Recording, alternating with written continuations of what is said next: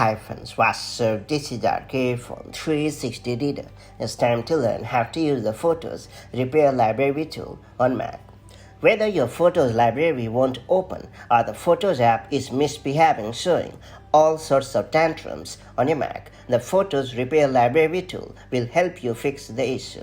The Repair Library tool is a hidden utility in macOS that analyzes your Photos library's database and repairs any inconsistencies it detects. The tool isn't guaranteed to fix all problems that can arise with photo libraries, but it is worth giving it a go before contacting Apple support. That said, let's get started.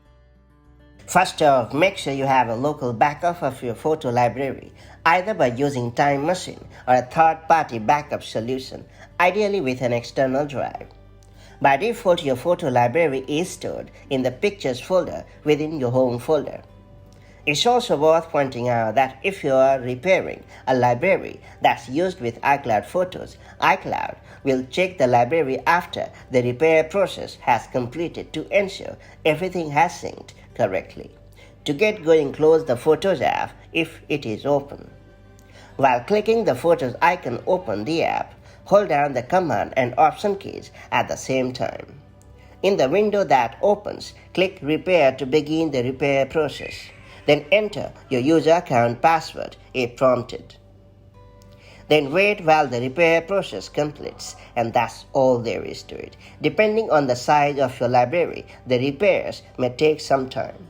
When the process has finished, Photos will open the library, and with a little bit of luck, any unexpected behavior will have been resolved. And that's pretty much it. So that's how you can use Photos Repair Library tool on your macOS device. Now that you know how this handy feature works, make the most of it to get rid of any unexpected problem. If you found this video helpful, do like and share it, and I'll see you in the next video with more such handy macOS tips and tricks. Till then, stay safe and have a great time. Bye-bye.